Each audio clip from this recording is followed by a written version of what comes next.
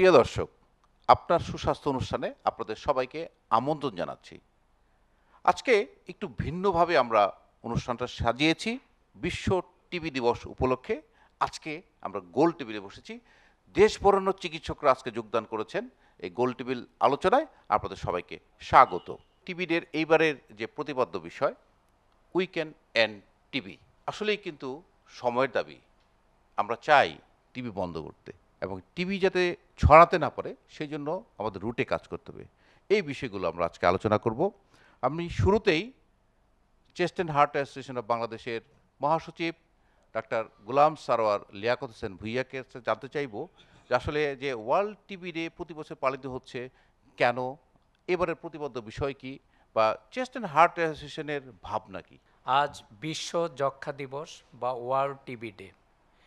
1882 সালের 24শে March Robert কচের TB জীবাণু আবিষ্কারের 100 বছর পর 1982 সনের 24শে মার্চ থেকে এই দিবসটি বিভিন্ন টিবি রিলেটেড সংগঠনগুলি উদযাপন করে যাচ্ছে। 1882 সালে টিবি জীবাণু আবিষ্কার হওয়ার পরও আজ পর্যন্ত কিন্তু টিবি এখনও ওয়ার্ল্ডের একটা থ্রেট এবং প্রাণঘাতী ডিজিজ হিসাবে আছে। আপনারা হয়তো জানেন, সারা পৃথিবীতে প্রায় 1/3 লোক কোনো না কোনোভাবে টিবি জীবাণুতে আক্রান্ত। এদের মধ্যে কেউ হয়তো রোগ হয়েছে কারুর, অথবা কারুর মধ্যে সুপ্ত অবস্থায় থাকে, যেটা পরবর্তীতে যখন শরীরের রোগ প্রতিরোধ ক্ষমতা কমে যায় তখন পূর্ণ রোগ হিসাবে দেখা দেয়। টিবি আমরা জানি যে মানে অধিকাংশই মনে করে এটা ফুসফুসের রোগ। আসলে ফুসফুস ছাড়াও টিবি শরীরের যে কোনো অর্গানকে ইনভলভ করতে পারে, এবং যে কোনো বয়সে কিন্তু টিবি হয়। শিশু, অ্যাডাল্ট, বৃদ্ধ সব বয়স হয়। তার মধ্যে শিশুদের, বিশেষ করে যাদের বয়স 5-এর কম, তাদের যখন টিবি জীবাণুতে আক্রান্ত হয় সেই ক্ষেত্রে ডেসিমিনেটেড ডিজিজ হওয়ার সম্ভাবনা, ঝুঁকি বেশি থাকে। ডেসিমিনেটেড মানে হলো যখন টিবি 2টা বা তার বেশি অর্গানকে ইনভলভ করে ফেলে তখন সেটাকে আমরা ডেসিমিনেটেড বলি, এবং সেই রোগের সিভিয়ারিটি বেশি এবং মৃত্যু হারও বেশি। সুতরাং আমাদের ক্ষেত্রে শিশুদের এই জিনিসটা বিবেচনা করেই কিন্তু আমরা জন্মের পরপরই বিসিজি ভ্যাকসিনেশন দিচ্ছি, যেটা ডেসিমিনেশন হওয়া থেকে প্রিভেনশন করছে। পাশাপাশি আমরা যেটা এখন টিবির রোগ নির্ণয়ের ক্ষেত্রে আমরা 2টা টুলকে বেশি প্রাধান্য দিই। ক্লিনিশিয়ানরা দেয় রেডিওলজির উপর এবং ল্যাবরেটরি টেস্টের উপর, এবং আমাদের প্রোগ্রামগুলি বিশেষ করে ল্যাবরেটরি ইনভেস্টিগেশনের উপর বেশি জোর দেয়। এবং 2টার মধ্যে আমাদের সমন্বয় করে যখন টিবির রুগীরা আমাদের কাছে উপসর্গ নিয়ে আসে, আমরা 2টা সমন্বয় করেই কিন্তু আমরা চিকিৎসা দিই। এবং ল্যাবরেটরি টুলের ক্ষেত্রে এখন আমরা অনেক ক্ষেত্রে অনেক এগিয়ে গেছি, বিশেষ করে জিন এক্সপার্ট আল্ট্রা এগুলি আসার পরে ডায়াগনোসিসের সংখ্যা অনেকাংশে বেড়ে গেছে। চেস্ট অ্যান্ড হার্ট অ্যাসোসিয়েশন প্রতিবারের ন্যায় এইবারও এই দিবসটি উদযাপন করছে, এবং এই দিবসটিকে অত্যন্ত গুরুত্ব দিচ্ছি আমরা, কারণ আমরা চেস্ট অ্যান্ড হার্ট যারা রেসপিরেটরি ফিল্ডকে রিপ্রেজেন্ট করি, এবং টিবি একটি রেসপিরেটরি ডিজিজ।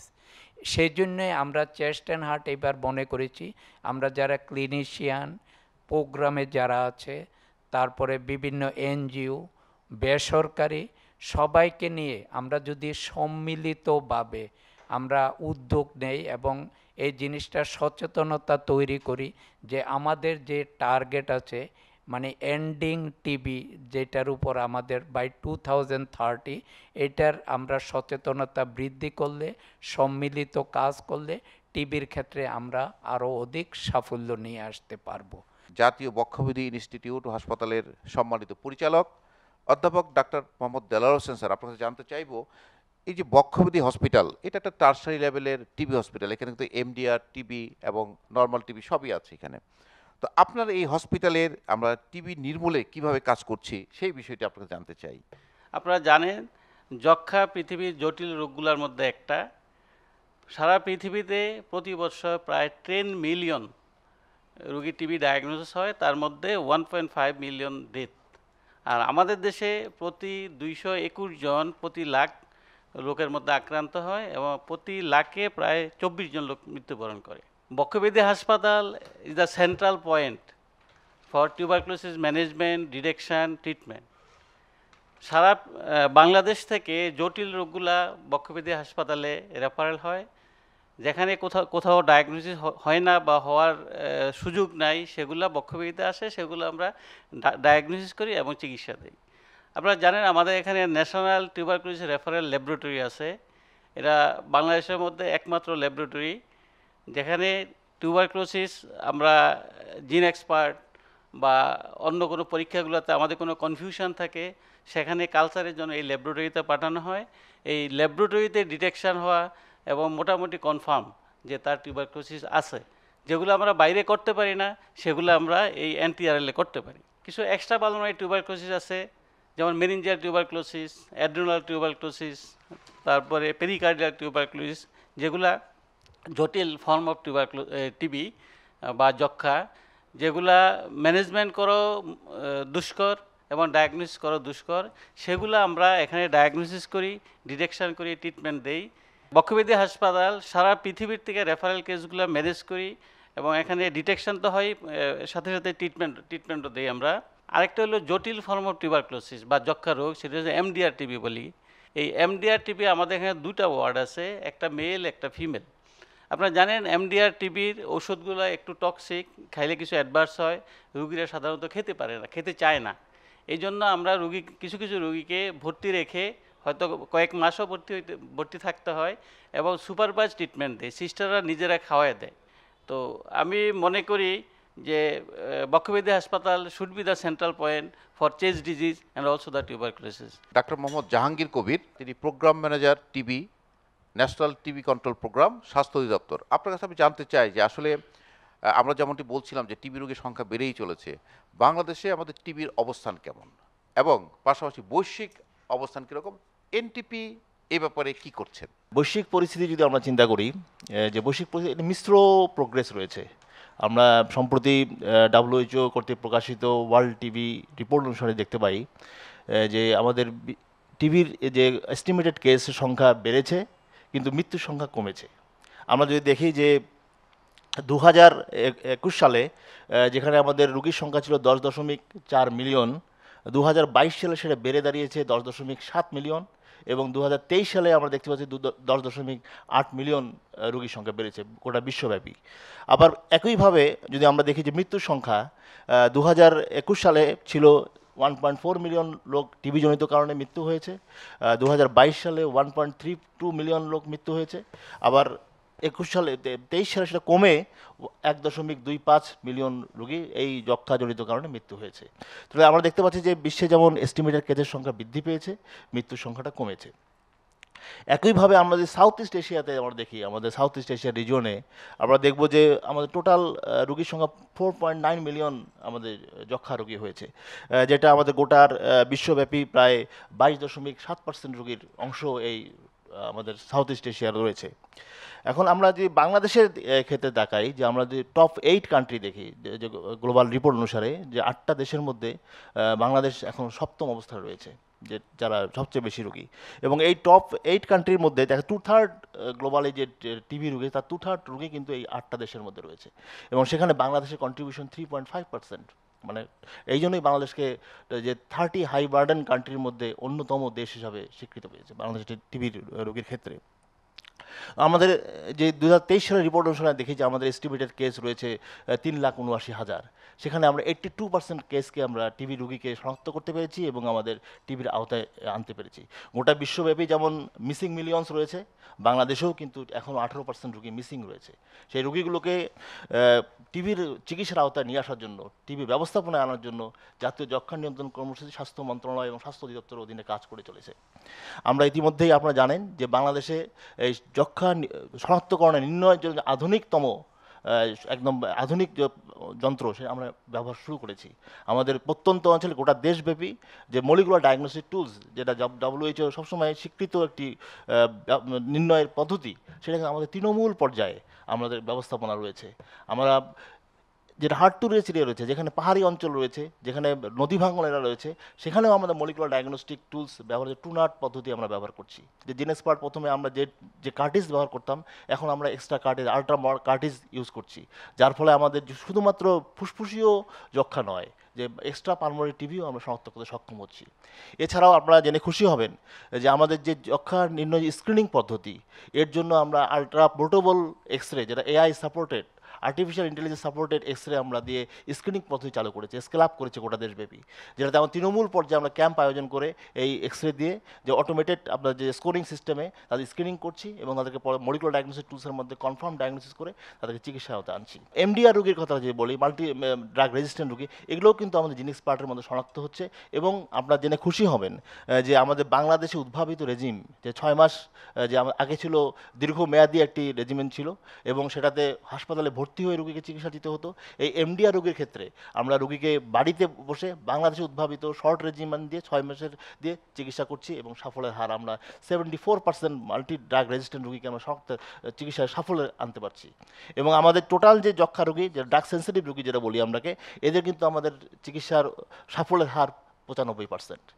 আমরা কিছুদিন আগেও আমরা শিশু রোগী শনাক্তের ক্ষেত্রে পিছিয়ে ছিলাম, সেটিও আমরা এখন অগ্রগতি অর্জন করেছি। আমরা ইতিমধ্যেই আমরা বাংলাদেশের সমস্ত উপজেলা হাসপাতাল এবং জেলা হাসপাতালে যে IMCI কর্নার রয়েছে, সেই কর্নারগুলোকে এই টিবি রোগীর ক্ষেত্রে ইন্টিগ্রেট করেছি এবং করার ফলে আমাদের যে এখন যক্ষা রোগীর শনাক্তের হার বৃদ্ধি পাচ্ছে এবং শিশু যক্ষা রোগীর শনাক্তের ক্ষেত্রে যে বাধারা ছিল, যে শিশু রোগীর স্পুটাম কালেকশন করতে একটি চ্যালেঞ্জ করতো, সেখানে আমরা সেই আমাদের যে অত্যাধুনিক যে মলিকুলার ডায়াগনস্টিক টুলস ব্যবহার করছি, যেখানে XDR কার্টিজ ব্যবহার করছি, তার মাধ্যমে স্টুল প্রসেসিং করেও আমরা শিশু যক্ষা রোগী নির্ণয়ের ক্ষেত্রে আমরা কার্যক্রম গ্রহণ করেছি। এবং শিশু রোগীর ক্ষেত্রে আমরা গোটা বাংলাদেশব্যাপী আমাদের বিশেষজ্ঞ চিকিৎসক, আমাদের গ্র্যাজুয়েট চিকিৎসক, এদেরকে প্রশিক্ষণের মাধ্যমে শিশু রোগীর চিকিৎসার ক্ষেত্রে আমরা আওতা বৃদ্ধি করেছি, যে গোটা দেশব্যাপী আমরা যক্ষা রোগের জন্য আমরা প্রিভেন্টিভ ট্রিটমেন্ট দিচ্ছি। এছাড়াও যেসব জনগোষ্ঠী আমাদের খুব ভার্নারেবল রয়েছে, যেমন আমাদের শিশুরা যারা হাই ম্যান্ডেটরি, তাদেরকে কিন্তু আমরা যক্ষা রোগের চিকিৎসার ক্ষেত্রে ম্যান্ডেটরি টেস্ট আওতায় এনেছি। যারা এইডস রোগী রয়েছে, তাদেরকে আমরা যক্ষা রোগের টেস্টের আওতায় নিয়ে এসেছি। 2015 সালের যে আমরা প্রিভিলেন্স সার্ভে, তার থেকে আমরা কিছুটা কমে আনতে সক্ষম হলেও আমরা কিন্তু ডেথ রেট অনেকটাই কমে এনেছি।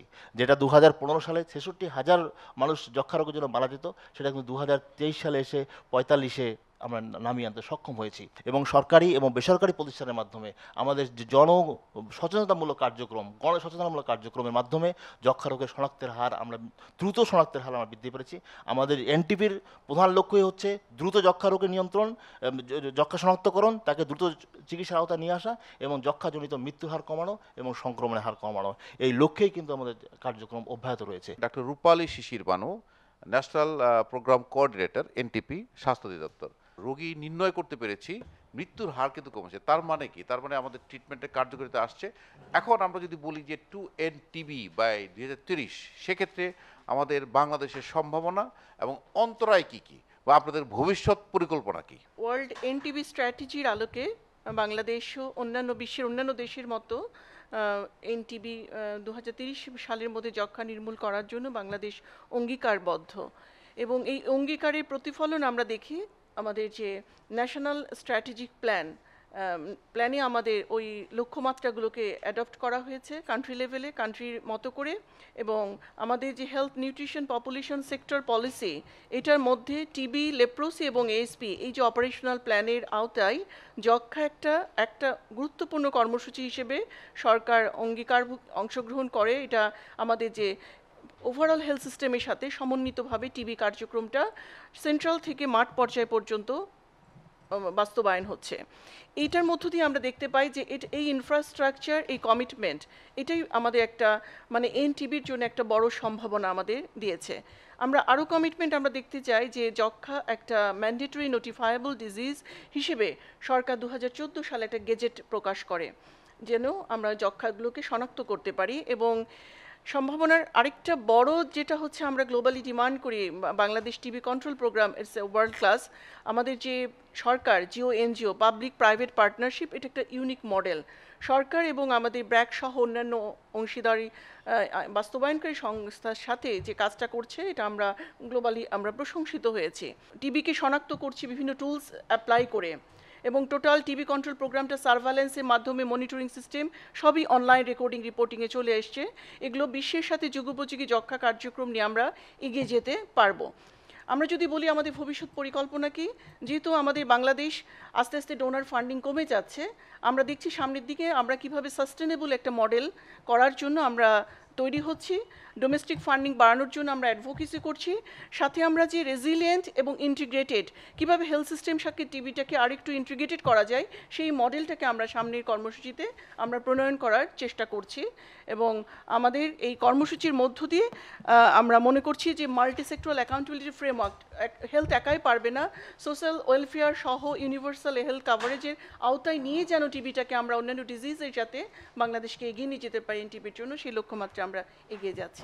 এ পর্যায়ে আমি আসবো ডাক্তার Akramul Islam, senior director health and humanitarian program, BRAC. আপনার কাছে জানতে চাইবো এইবারে যে স্লোগান আমাদের, yes we can end TB, commit, invest and deliver, বাংলাদেশের প্রেক্ষিত তার কাছে জানতে চাইবো। বাংলাদেশের পরিপ্রেক্ষিত বলি তাহলে বাংলাদেশ তো একটা গ্রাজুয়েশনের দিকে যাচ্ছে, লো ইনকাম থেকে মিডিয়ামের দিকে, এবং সেটা যদি আগামী বছরই হয়, তখন যেটা প্রধান হয় যে রিসোর্স বা যে আর্থিক যে ইয়েটা খাতের সরকারকে বহন করতে হয়, অর্থাৎ অভ্যন্তরীণ খাতের ইনভেস্টমেন্টটা বাড়াতে হবে। বাংলাদেশে যে আরেকটা পরিপ্রেক্ষিত চিন্তা করি, সেটা দেখবেন আপনি বাংলাদেশে এখনও সংক্রামক এবং অসংক্রামক দুটো ব্যাধি প্যারালাল যাচ্ছে, এবং অসংক্রামক ব্যাধি কিন্তু বেশ র্যাপিডলি ইনক্রিজ করছে। সো ওখানে বাংলাদেশ সরকারের কিন্তু একটা বড় ইনভেস্টমেন্ট যাচ্ছে টু ট্যাকেল দ্যাট, এবং সেটা খুব বেশ বড় আকারের। অন্যদিকে এই উত্তরণের জন্য, ওই অর্থনৈতিক উত্তরণের জন্য কিন্তু বৈশ্বিক সহযোগিতা কমে যাচ্ছে। জনগণের অংশীদারিত্ব থাকতে হবে এখানে, বিশেষ করে যারা আমরা প্রাইভেট সেক্টরে আছি তাদের একটা রেসপন্সিবিলিটি থাকে, সেটাও আসলে কমিটমেন্ট আনতে হবে। এটা একটা বড় পার্ট, এবং এই বাংলাদেশের পরিপ্রেক্ষিতে ইজ ভেরি যুগোপযোগী এখনই, কারণ এটা না হলে হয়তো আগামী যে 30-এর ভিতরে যে এনটিপি বা 35-এর ভিতরে যে এনটিপি, সেটা আসলে অর্জন সম্ভব না যদি আমরা ইনভেস্টমেন্টটা না করতে পারি। এরপরের যে ইস্যুটা আসছে সেটা হলো ইনভেস্টমেন্ট। যে ইনভেস্টমেন্টটা তো মাল্টিপল উপায় হবে, একটা তো রিসোর্স একটা investment, but human resource is another investment. বাংলাদেশের ক্ষেত্রে এখনও যদি আমরা বড় দাগে চিন্তা করি যে tuberculosis is still a vertical way of moving, ভবিষ্যতে এটা আসলে ইউনিভার্সাল হেলথ কাভারেজের মধ্যে নিয়ে আসতে হবে, তাহলে সাস্টেন করবে না।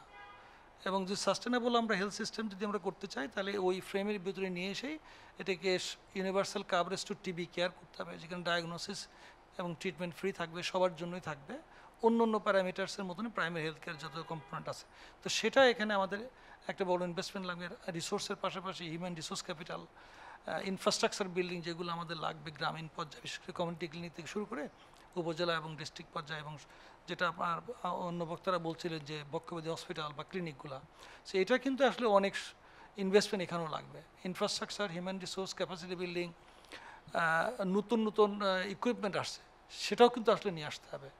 বেসরকারি পর্যায়ে আমাদের যেমন বিজনেস কমিউনিটি রয়েছে, সিভিল সোসাইটি রয়েছে, এনজিও কমিউনিটি রয়েছে, প্রত্যেকের আসলে এগিয়ে আসতে হবে এই জায়গাগুলোতে। প্রফেসর ডক্টর রফিকুল ইসলাম, তিনি সাবেক বিভাগীয় প্রধান respiratory medicine, sir Salimullah medical college এবং হাসপাতাল, এবং উনি চেস্ট অ্যান্ড হার্ট অ্যাসোসিয়েশন বাংলাদেশের কার্যকরী কমিটির সদস্য।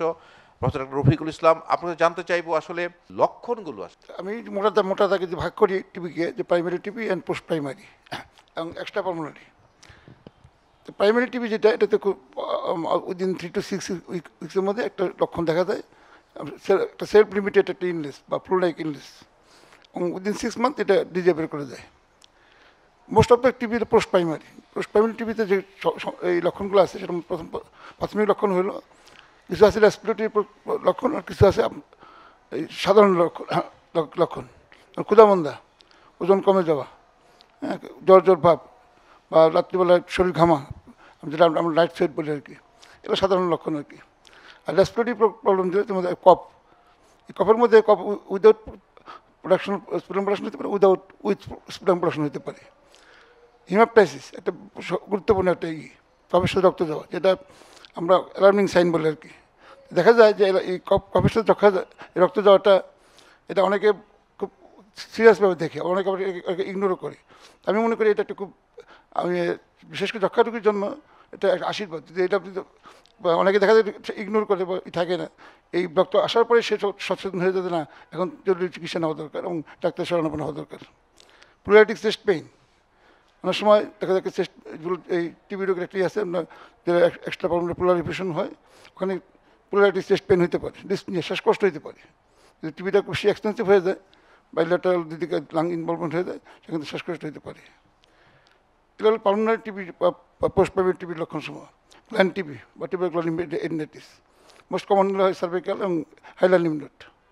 গলা আমাদের অনেকগুলো কোটা নিয়ে আসে, আমরা খুব সহজেই এটা ডায়াগনোস করতে পারি, একটা এফএনসি করলে পরে ডায়াগনোস হয়ে যায় এবং বেশিরভাগ ক্ষেত্রে এটা ট্রিটমেন্ট করলে ট্রিটমেন্ট ভালো হয়ে যায়। ট্রিটমেন্টটা দীর্ঘস্থায়ী। নর্মাল ট্রিটমেন্ট যেটা আমরা 6 মান্থ করি, in case of plan TB আমরা 1 বছর বা অনেক সময় 2 বছর লেগে যায়। বোন টিবি সাধারণত কমনলি আমাদের ভার্টিবাল কলন লাম্বোসাইকোস্পাইন যেটা হয়, এই ডর্সাল স্পাইনে সিভিয়ার ব্যাক পেইন নিয়ে আসে। আমার সব পেশেন্ট কাইফোসিস হয়ে যায় এবং সেটা সিম্পল একটা চেস্ট এক্সরে করে এবং সিলিকেটেড বা আলট্রাসোনোগ্রাফি ডেফিনেসি করে আমরা ডায়াগনোস করতে পারি। টিবি ন্যাশনাল টিবি কন্ট্রোল প্রোগ্রামের একটা প্রাথমিক ধাপ হলো ডায়াগনোস করা এবং ডায়াগনোসিসে আমরা করতে পারি মোটামুটি সব পালমোনারি এক্সট্রা পালমোনারি ডায়াগনোসিসটা আমরা কভারেজ করতে পারি। তাহলে কিন্তু আমাদের এই যেটা আজকে স্লোগান প্রিভেন্ট দ্য টিবি, এটা আমরা অত্যন্ত সহায়ক হবে। অধ্যাপক ডক্টর শামীম আহমেদ, তিনি রেসপিরেটরি মেডিসিনের professor, Bangabandhu Sheikh Mujib medical university. আমরা আপনার কাছে জানতে চাই আসলে আমাদের টিবি রোগের ট্রিটমেন্ট যে চ্যালেঞ্জগুলো, যেমন একটি রোগের টিবি গ্ল্যান্ড টিবি, আমরা দেখছি যে সাইনাস, তার পানি ঝরছে মাসের পর মাস, আপনার রোগী কোনো অ্যান্সার করতে পারেন না যে কেন, আমি তো ওষুধ খাচ্ছি কিন্তু ভালো হচ্ছে না, 6 মাস কিন্তু পানি পড়ছে। আসলে এই যে চ্যালেঞ্জিং যে বিষয়গুলো, এইগুলো আপনারা কীভাবে অ্যাড্রেস করেন? এক্সট্রা পালমোনারি টিউবারকুলোসিসের ক্ষেত্রে আমাদের বিভিন্ন ধরনের চ্যালেঞ্জ আসে, প্রত্যেকটাই স্বতন্ত্র এবং এর জন্য খুব সূক্ষ্মভাবে এর উপসর্গগুলি বিশ্লেষণ করতে হয়, পরীক্ষা নিরীক্ষা করতে হয় এবং ডায়াগনোসিস করতে হয়।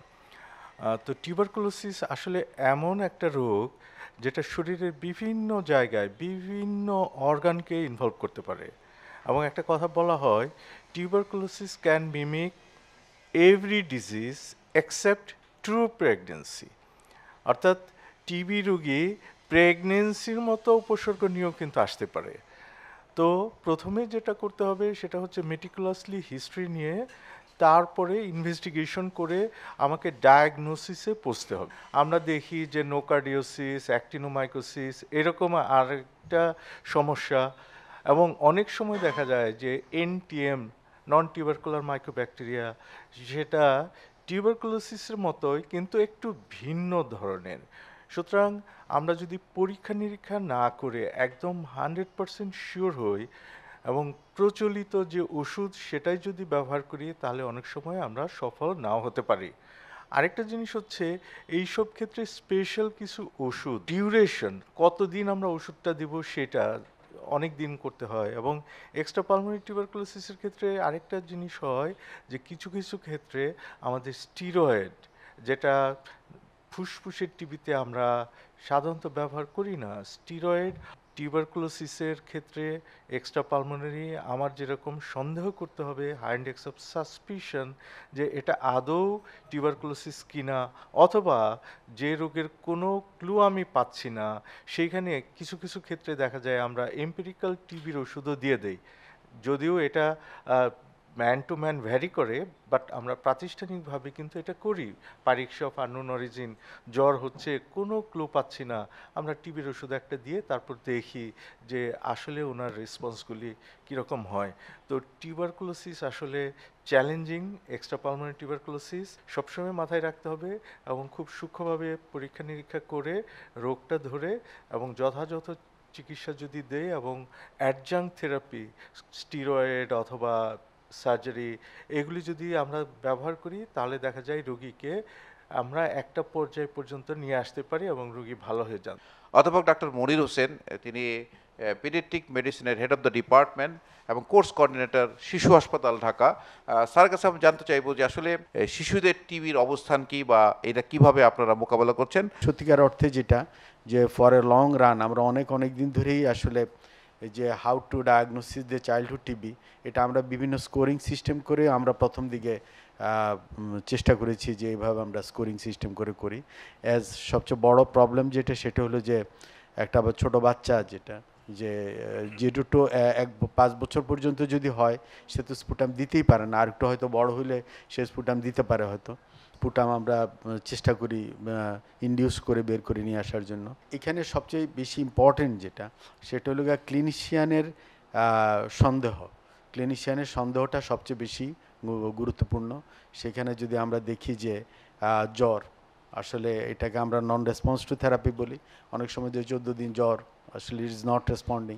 আরও অনেক ডিফারেন্সিয়াল ডায়াগনোসিস যদিও আছে, বাট টিউবারকুলোসিস যে আমরা এন্ডেমিক জোন হিসাবে আমরা টিউবারকুলোসিস আমাদের মাথায় থাকে যে টিউবারকুলোসিস হওয়ার একটা সম্ভাবনা থাকে।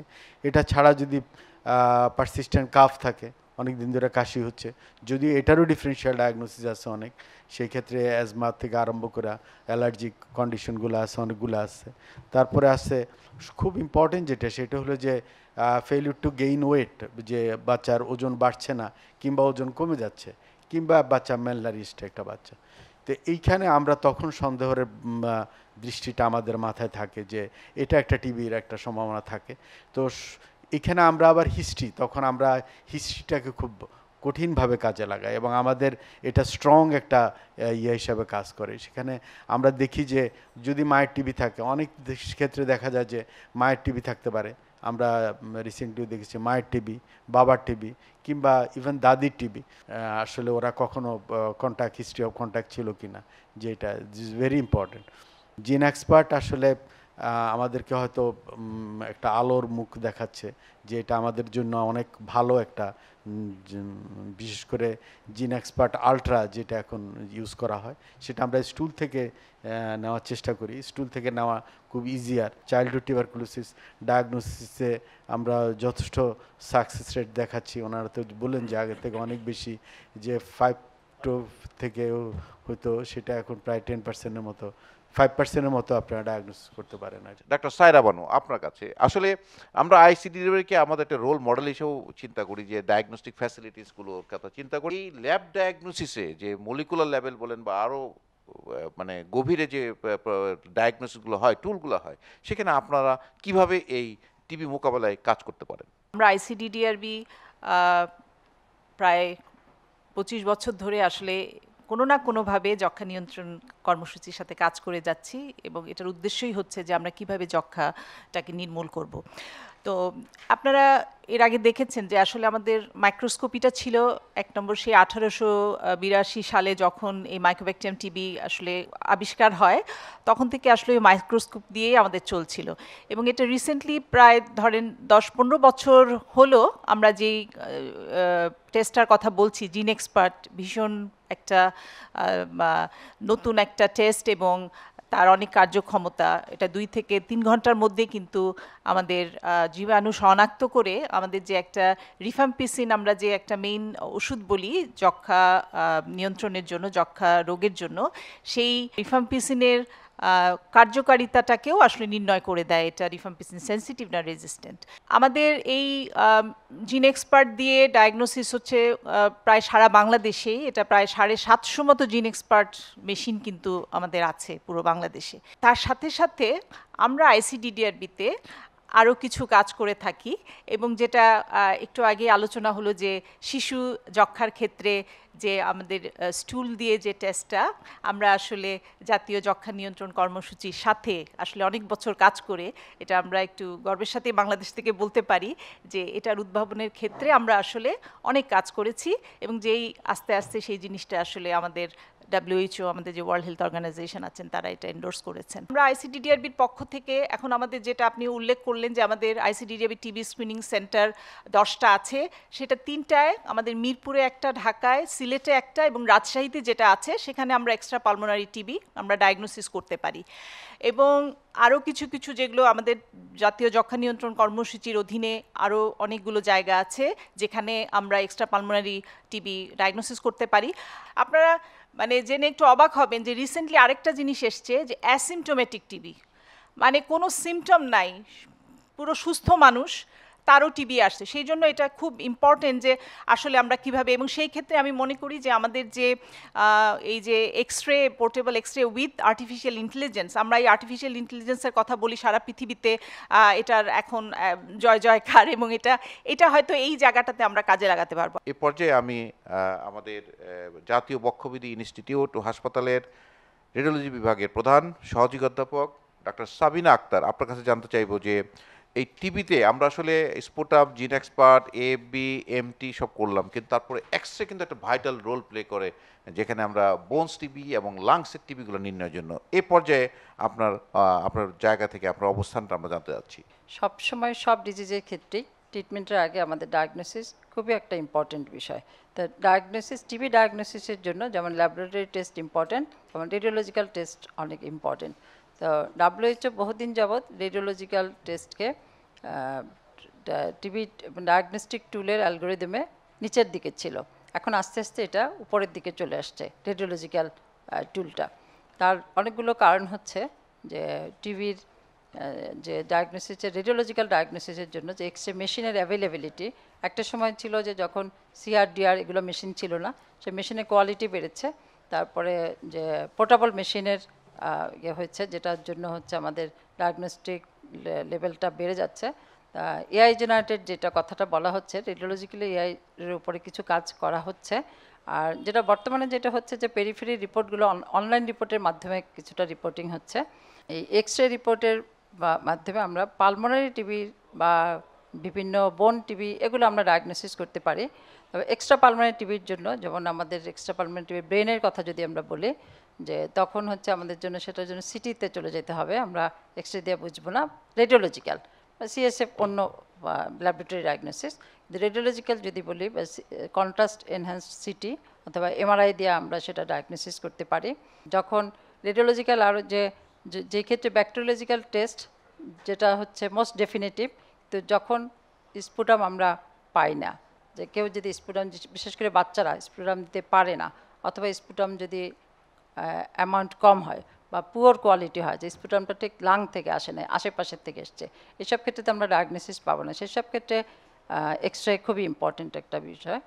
অ্যাসিমটোমেটিক পেশেন্টদেরও অনেক সময় টিবি আছে, কিন্তু সিমটম নাই বাট টিবি আছে, এই ক্ষেত্রেও এক্সরেটা হচ্ছে একটা স্ক্রিনিং টুল বা ট্রায়াজিং টুল বা স্ক্রিনিং টুল হিসাবে এক্সরেটা খুব ইম্পর্টেন্ট।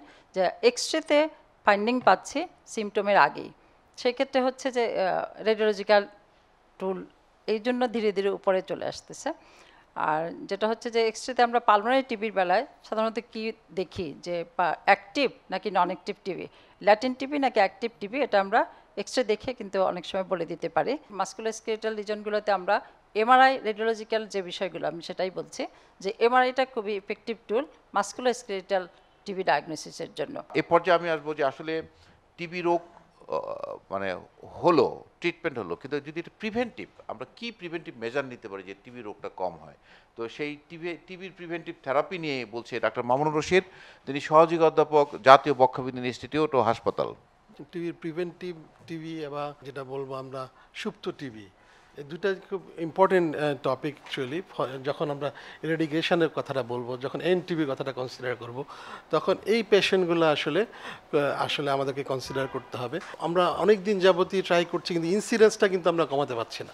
মূল কারণ হচ্ছে আসলে এই ল্যাটেন্ট টিবিগুলাই মূল কারণ। অ্যাক্টিভ পালমোনারি টিবি সে রুগী যখন সে কাশে কিংবা হাঁচি দেয়, কথা বলে, গান করে, যে কোনো অ্যাক্টিভিটিসের মাধ্যমে জীবাণুটা বায়ুতে বাতাসে ছেড়ে দেয়।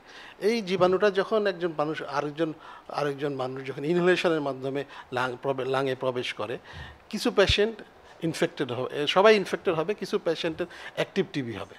আর কিছু পেশেন্ট সুপ্ত অবস্থায় থেকে যাবে। কোন পেশেন্টগুলোকে আমরা সুপ্ত টিবি হিসাবে বা কোন পেশেন্ট কোন রোগী কোন কাদেরকে আমরা এটা টার্গেট করব, যাদেরকে টুল হিসেবে আমরা যেটা ইউজ করি মূলত স্কিন টেস্টের মধ্যে মল্টো টেস্ট অ্যাকসেপ্টেবল এবং ওয়ার্ল্ড ওয়াইড, কিন্তু মল্টো টেস্টে কিছু ড্রব্যাক আছে।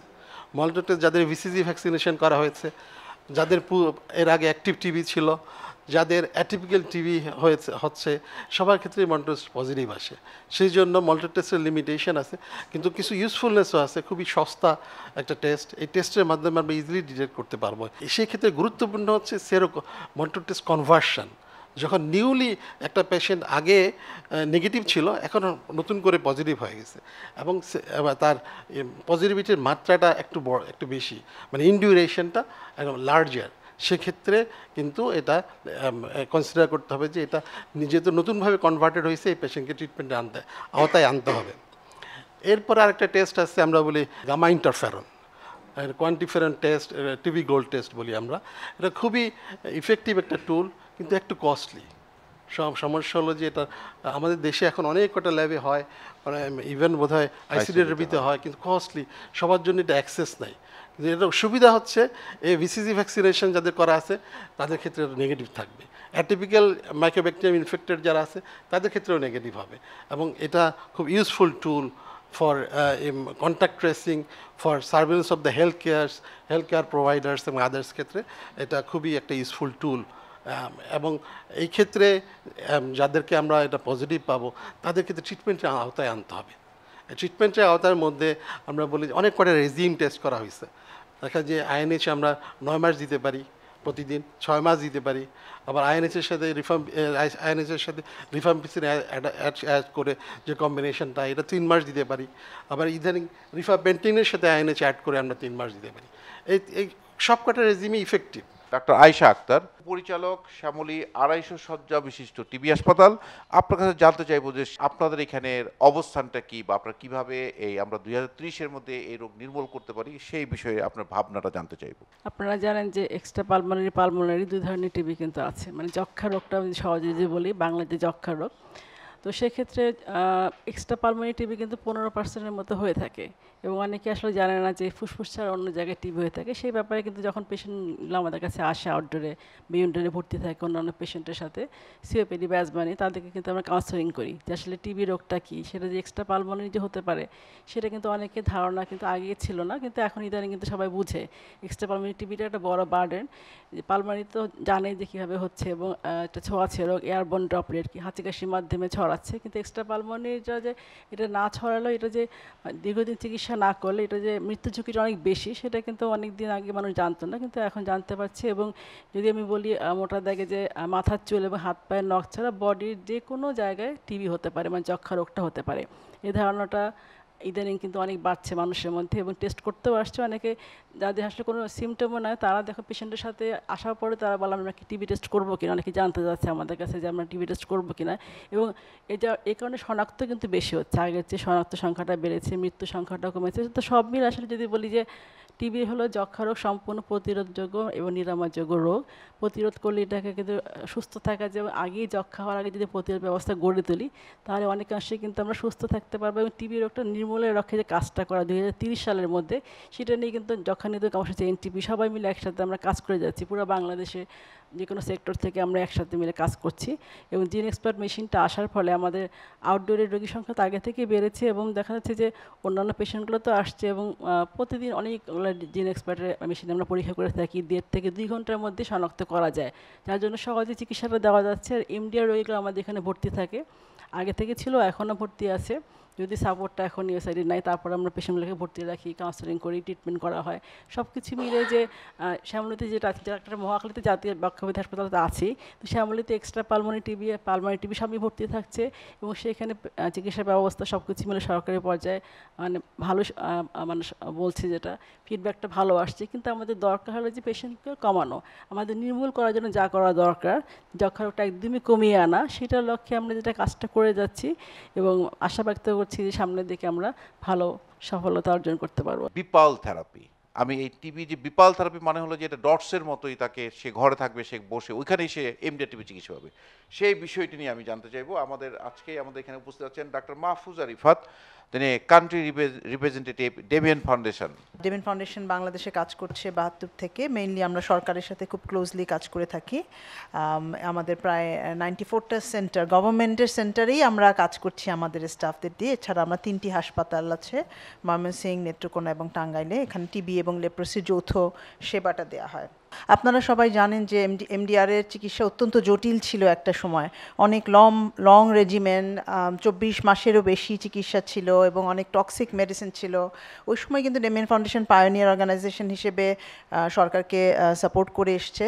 এবং ওই সময় ডেমিয়ান ফাউন্ডেশন প্রথম যে শর্টেনিং করা যে বাংলাদেশ টিবি রেজিমেন্টটাকে, ডিআরটিবির রেজিমেন্টটাকে, সেটার একটা রিসার্চ নিয়ে আসে বাংলাদেশে। পরবর্তীতে এটা বিশ্বব্যাপী এটার রেজাল্টটা সমাদৃত হয়েছে। এটা বাংলাদেশ রেজিমেন্ট নামে পরিচিত, যেটা 9 মাসের একটা ডিউরেশনে আসা হয়েছে। সেটারই কিন্তু পরবর্তী রূপ আমরা শর্টার ওরাল ট্রিটমেন্ট রেজিমেন্ট যেটাকে বলি, ওটারই মডিফাইড ভার্সন, যেটা ডেমিয়ান ফাউন্ডেশন প্রথম ট্রাই করেছিল বাংলাদেশে এবং অন্যান্য দেশে। তো যেটা বলছিলেন বিপালের ব্যাপারে, এটা হচ্ছে সবচেয়ে মানে ভেরি রিসেন্ট যে ট্রিটমেন্টটা এসেছে, খুবই ইফেক্টিভ। ওটার জন্য এই সেবাটা রোগী নিতে পারে এবং হসপিটালাইজেশন এখন আসলে এনকারেজ করা হচ্ছে না ডিআরটিবির ক্ষেত্রে। এটা শুধুমাত্র বিপালের জন্য না, এর আগে যখন শর্ট ওরাল রেজিমেন আসছিল তখন থেকে কিন্তু হসপিটালাইজেশন আগের মতো লাগে না। প্রথম দিকে কিছুটা রোগীর অবস্থা বুঝে ছিল, তারপরে এখন ফুল অ্যাম্বুলেটরির দিকে বাংলাদেশ চলে গিয়েছে। কিন্তু এখানেই কিন্তু শেষ নয়। যেটা দেখতে হবে আসলে আমাদের প্রথম দিকে কিছু বেসলাইন ইনভেস্টিগেশন থাকে, রোগীর অবস্থা ভেদে আমাদের এই চিকিৎসাগুলো চালিয়ে যেতে হয়।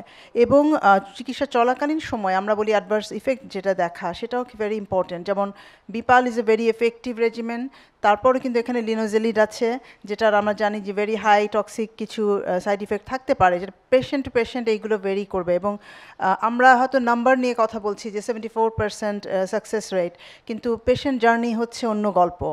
এটা প্রতিটা ইন্ডিভিজুয়াল লেভেলে পেশেন্ট সেন্টার কেয়ারটা হচ্ছে দেখা, এবং সেইখানেই কিন্তু ডেমিয়ান ফাউন্ডেশন পেশেন্ট সেন্টার অ্যাপ্রোচে কাজ করে যাচ্ছে। নট অনলি ডিআরটিবি, আমরা ড্রাগ সেন্সিটিভ টিবির ক্ষেত্রেও একই অ্যাপ্রোচে কাজ করছি, যে রোগীর কে সেন্টার করে সেবাটা যেন হয়, আমরা যেন কোয়ালিটিটা করতে পারি, নিশ্চিত করতে পারি। এই যে আমরা ইনসিডেন্স লোয়ার করার কথা বলছি, এটা তখনই সম্ভব যদি আমরা ট্রিটমেন্ট কোয়ালিটিটা through out the treatment ensure করতে পারি। ডেমিয়ান ফাউন্ডেশন গ্লোবাল আপডেটের সাথে তাল মিলিয়ে চলতে, যেটা আমরা কান্ট্রি লেভেলে নিয়ে আসতে পারি। যেমন রিসেন্টলি আমরা চেষ্টা করছি টিবি পরবর্তী সেবা, যেটা পোস্ট টিবি লাং ডিজিজের একটা প্রজেক্ট আমরা শুরু করেছি। যদিও এটা ভেরি নিউ বাংলাদেশ এবং গ্লোবালি, কিন্তু এটা আমরা চেষ্টা করছি যে এটার রেজাল্টটা দেখার জন্য, যে আমরা বাংলাদেশ প্রেক্ষিতে কি আসতে পারে বা আমরা কী সেবা দিতে পারি। সবসময় আমাদের পাশে থাকে ইনসেপ্টা ফার্মাসিউটিক্যালস, এবং আজকের এই ওয়ার্ল্ড টিবি ডে আমাদের সায়েন্টিফিক পার্টনার হলো ইনসেপ্টা ফার্মাসিউটিক্যালস। আমরা দেখেছি যে আমরা যে টিবি রোগের যে ওষুধগুলোর কথা বললাম, যে second line of drug, Incepta কিন্তু সবসময় এগিয়ে, নতুন নতুন মলিকুল, নতুন নতুন প্রোডাক্ট এবং কোয়ালিটি সম্পন্ন প্রোডাক্ট আনার জন্য তারা কিন্তু সবসময় এগিয়ে থাকে। তো আমরা আমাদের সাথে উপস্থিত আছেন, আমরা অত্যন্ত আনন্দিত, Mohammad Mizanur Rahman, general manager marketing, Incepta pharmaceuticals. আপনাদের জানতে চাইবো আসলে আমাদের এই যে আমরা টু এন্ড দ্য টিবি, এখানে ফার্মার ভূমিকাটা কি? আসলে ভূমিকা তো যেমন আজকে যেমন আপনাদের সাথে থাকতে পেরেছি, এটাও তো একটা ভূমিকা, যে অ্যাওয়ারনেস। হ্যাঁ, তো ইনসেপ্টটা এটাকে খুব ভ্যালু করে, যে আসলে তো আমরা তো প্রেসক্রিপশন তো আপনাদের কাজ, হ্যাঁ, কিন্তু প্রেসক্রিপশন করার আগে এই প্রেসক্রিপশনটা যাতে না লাগে, দ্যাট মিনস মানে তাকে যাতে থেরাপিটা নিতে নাও হয়, তাকে কোনো অ্যাডভাইস দিয়ে, অ্যাওয়ারনেস দিয়ে যদি প্রিভেন্ট করা যায়, তাহলে সেটা তো আরও বেটার, যেটা আপনাদের ফার্স্ট টার্গেট। তো সুতরাং সেখানে একটা সায়েন্টিফিক সেমিনার, যে কোনো একটা ক্লিনিক্যাল ট্রায়াল, যেমন রিসেন্টলি যেমন ইনসেপ্টটা পার্সোনালি আমি যেটা করছি, যে প্রচুর মানে ম্যানেজমেন্ট থেকে একটা আনকন্ডিশনাল, আনরেস্ট্রিক্টেড কিছু ফান্ড রাখার চেষ্টা করছি ফর ক্লিনিক্যাল ট্রায়াল। এটা আপনাদের জন্য বলছি এজন্য যে এটা তো আমরা তো সব কিছুই limited, we are not unlimited resource, but within that আমাদের একটা আগামীতে আরও বেশি থাকবে, যেটা আমরা রিসেন্ট শুরু করেছি, যে ক্লিনিক্যাল ট্রায়ালে যাতে আমরা আরও বেশি এগিয়ে আসতে পারি। Regarding medicine definitely this montelukast is one of the very first drug যেটা আমরা লঞ্চ করেছিলাম সেই 2000 সালে and we started our journey in 2000. So one of the first launch drug ছিল আমাদের montelukast. So our focus in respiratory তো obviously খুবই high. তো ওষুধের সাথে আমি বর্তমানে যেটা বলবো সেটা হচ্ছে যে এই ধরনের রাউন্ড টেবিল ডিসকাশন, আপনারা যদি কোনো ক্লিনিক্যাল ট্রায়াল করেন সেটার মাধ্যমে, যেমন যে কোনো ওষুধ আমরা যখন কোনো লিটারেচার আপনাদের কাছে যখন আমাদের সেলসের কলিগরা নিয়ে যায়, আমরা রেফারেন্স দিই বাইরের পেশেন্টদের, বাট বেসিক্যালি আমাদের দেশের পেশেন্টদের তো নাই. এই যে রিসেন্ট একটা ক্লিনিক্যাল আমরা কয়েকদিন আগে রাউন্ড টেবিল করলাম টিরজাপাটাইড দিয়ে স্লিপ অ্যাপনিয়াতে, যেটা অ্যাপ্রুভাল পেয়েছে. তার আগেই একটা ওষুধ ছিল সেমাগ্লুটাইড, সেটা বলাই হচ্ছে 2.4 পর্যন্ত যেতে হবে ডোজটা. বাংলাদেশের কোনো পেশেন্ট 2 এর মানে 1.5 পরে আর লোড নিতেই পারে না এবং তাদের লেস দেন 20% বডি ওয়েট কমে যাচ্ছে. তখন আমরা কতগুলো মানে গ্রুপ অফ ডক্টরকে বললাম, let's have a trial on our population, because our body weight, our structure and our genetic is not similar as the paper publish যেগুলোতে আছে পেশেন্ট. তো আমরাও চাই যে কোনো ওষুধের ক্ষেত্রে আপনারা যদি মনে করেন হোয়াট অ্যাবাউট আওয়ার পপুলেশন, আমাদের পপুলেশনে এই ড্রাগটার ডোজ কিংবা এটা টাইট্রেশন কী হতে পারে, সেটা আমরা খুব ওয়েলকাম করবো, আমরা পাশে থাকবো. সো আর একটা জিনিস হচ্ছে যে আপনাদের যে কোনো শুধুমাত্র সায়েন্টিফিক সেমিনার কিংবা কোনো ক্লিনিক্যাল ট্রায়াল না, আরও অনেক কিছু করেন আপনারা. আপনাদের লেটসে যে একটা আপনাদের একটা টিউবারকুলোসিস একটা ক্লিনিক করতে চান, সেটা লজিস্টিক সাপোর্টও তো একটা ফার্মা কোম্পানি এগিয়ে আসলে আপনাদের জন্য সুবিধা হয়. So we are actually open to any clinical scientific and research সাইডে, যে কোনো কিছুতে আমরা ওপেন আছি. তো আসলে আমরা এভাবেই আপনাদের সাথে কন্ট্রিবিউট কিংবা পাশে থাকতে পারি. সবাই মনে করে শুধু ওষুধ, আমি শুধু ওষুধ বলবো না, আমি বলবো it's all about the scientific research and academic activities যেটা আপনাদের প্রয়োজন হয়, সব জায়গায় আমরা পাশে আছি. সিনিয়র কনসালটেন্ট ইউনাইটেড হসপিটালে রেসপিরেটরি মেডিসিনের দায়িত্বে আছেন ডাক্তার আসিফ মুস্তফা মাহমুদ স্যার, যিনি দীর্ঘদিন থেকে এই টিবি নিয়ে কাজ করছেন, এমডিআর টিবি নিয়ে কাজ করছেন. আমি স্যারের কাছে জানতে চাইবো আসলে আমাদের দেশের এমডিআর সিনারিও আমরা কতদূর করতে পেরেছি, আর কতদূর আমরা যাব, সেই বিষয়ে আপনার কাছে জানতে চাই. একটা ভয়াবহ রূপ ড্রাগ রেজিস্ট্যান্ট টিবি, যেই রিফাম্পিসিন আইএনএইচ দিয়ে 6 মাসে আমরা চিকিৎসা টিবিকে নির্মূল করার স্বপ্ন দেখেছিলাম প্রায় 90 সালে, তখন থেকে আবার নতুন একটা এপিডেমিকের আগমন ঘটলো, যেটা ড্রাগ রেজিস্ট্যান্ট টিবি. এখানে যে রিফাম্পিসিন এবং আইএনএইচ যে দুটি স্তম্ভ এই যে আমাদের কার্যকরী চিকিৎসা ব্যবস্থার যক্ষ্মার বিরুদ্ধে, সেটা অকার্যকর হয়ে যাচ্ছে. বাংলায় সোজা কথা বলতে গেলে এটা ওষুধ প্রতিরোধী যক্ষ্মা. গবেষকরা সারা বিশ্বে বলে এসছেন যে আমাদের যে প্রাথমিক চিকিৎসা ব্যবস্থা, যে যখন আমরা রুগীকে নর্মাল সেন্সিটিভ টিবি চিকিৎসা দিই, ওখানে যে ঘাটতি, সে ঠিক মতন যদি ওষুধটা গ্রহণ না করে, that is the most important risk factor, মানে in discontinuity or interruption of treatment. সেটাকে নিশ্চিত করার জন্য সচেতনতা দরকার. ডটসকে আমাদেরকে অবিরাম চালিয়ে যেতে হবে. যদি তা না করি, ধাপে ধাপে এই ডিআরটিবি, এই ওষুধ প্রতিরোধী যক্ষ্মার যেই বড় সমস্যাটা, এটা বড় থেকে বড় হতে থাকবে. WHO 2024 সালে আমাদেরকে বলেছিল যে প্রায় 2400 রুগী বাংলাদেশে আছে, তার মধ্যে আমরা প্রায় 75% নির্ণয় করতে পেরেছি. সবসময় মনে রাখতে হবে যে যতই প্রযুক্তি থাকুক, it is the man behind the machine. আমরা সেই প্রযুক্তিটাকে কিভাবে সদ্ব্যবহার করছি, সেটার কোয়ালিটি কিভাবে ইনশিওর করছি, কোনো ভুল ভ্রান্তি হচ্ছে কিনা ডায়াগনোসিসে, কারণ সেই ডায়াগনোসিসটার পরে এই রুগীটা যখন চিহ্নিত হবে যে সে ড্রাগ রেজিস্ট্যান্ট টিবি, সে কিন্তু পুরো আরেকটা লাইন অফ চিকিৎসায় চলে যাবে. সো আমার সেই ডায়াগনোসিসটার মধ্যে সঠিক কোয়ালিটিটাকে ইনশিওর করতে হবে. আসেন তারপরে চিকিৎসার ক্ষেত্রে 24 মাসের চিকিৎসা দিতাম, 8 মাস ইঞ্জেকশন পেত রুগী, তার থেকে ধাপে ধাপে বাংলাদেশ রেজিমেন্ট, আজকে আমরা 6 মাসের চিকিৎসায় চলে এসেছি. বিপাল 3টা ওষুধ অথবা 4টা ওষুধ খাওয়াবো. কিন্তু প্রশ্ন হচ্ছে যে এই রোগীকে এই চিকিৎসা নেওয়ার আগে ডক্টর সায়রা বানু যে বললেন যে আমাদের যে সেকেন্ড লাইন ড্রাগ, তাতে রেজিস্ট্যান্স আছে কি না সেটা নিশ্চিত হতে হবে. ডায়াগনোসিস, প্রযুক্তি, তারপর চিকিৎসা, এবং চিকিৎসার পাশাপাশি সবসময় মনে রাখতে হবে প্রত্যেকটা ওষুধ তার একটা পার্শ্ব প্রতিক্রিয়া আছে, যেটাকে খুব বেশি গুরুত্ব দেওয়া হয় ড্রাগ রেজিস্ট্যান্ট টিবির ক্ষেত্রে. আমরা এটাকে একটা টেকনিক্যাল টার্ম আছে, active drug reaction surveillance and monitoring. সজাগ দৃষ্টি রাখতে হবে, টেস্ট রাখতে হবে, যাতে রুগী কোয়ালিটি কেয়ার পায়.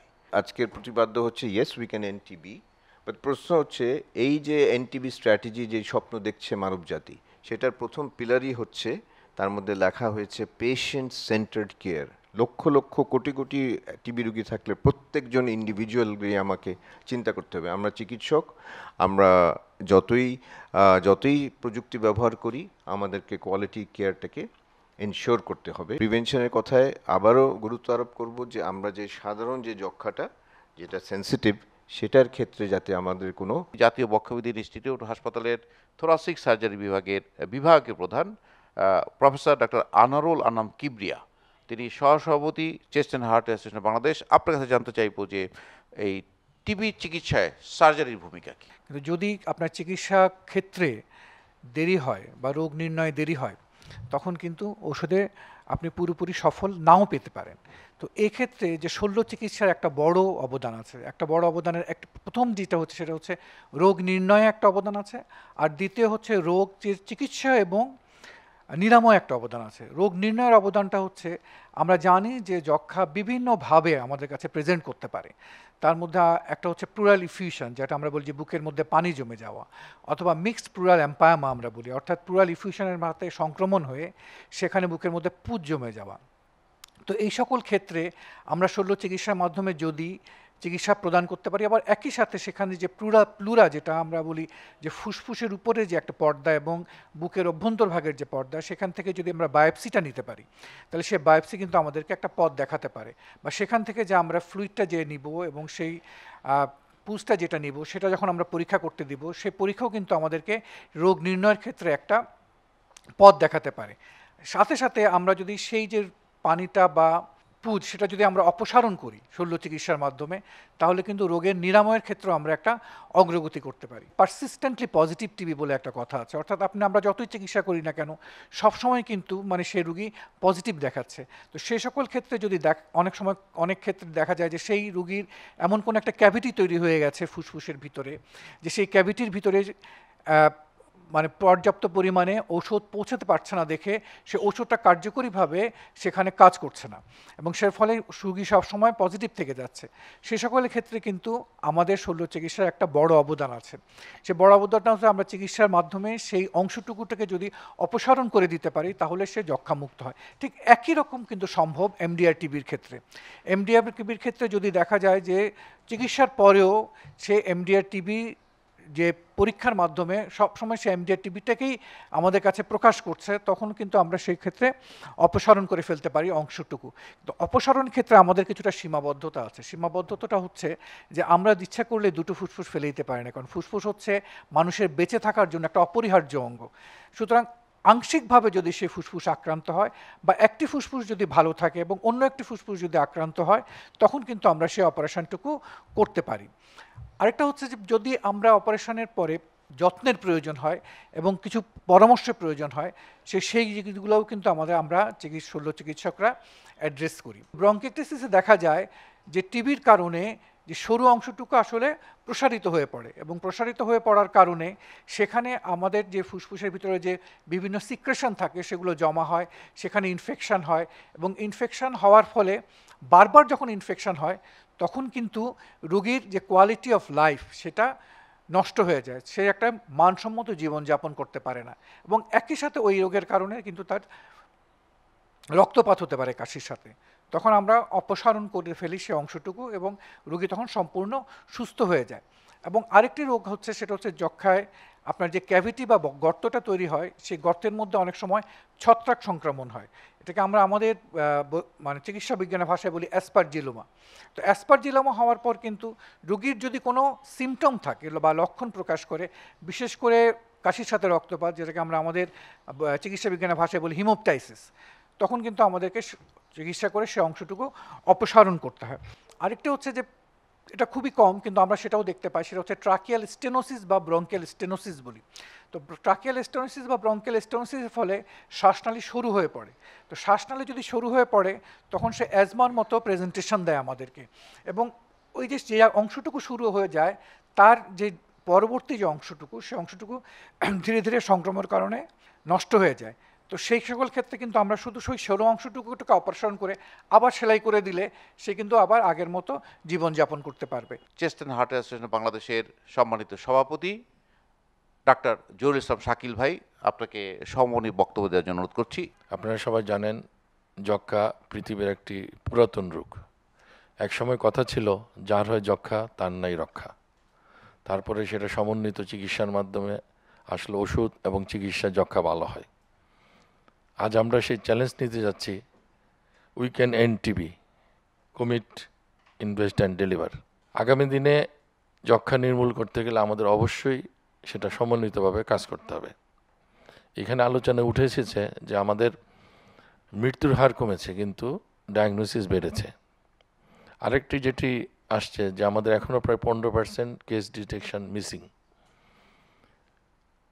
যক্ষ্মা নির্মূল করতে হলে বা যে কোনো নির্মূল করতে হলে প্রিভেনশনকে অবশ্যই অগ্রাধিকার দিতে হবে। আমরা যদি এই 15% রোগীকে আমরা আইডেন্টিফিকেশন করতে পারি তাহলে আমাদের যক্ষ্মা নির্মূল করার কাজে আমাদের অনেক এগিয়ে যেতে পারবো। সেখানে কিছু কিছু জায়গা আমাদের অবশ্যই নজর দিতে হবে।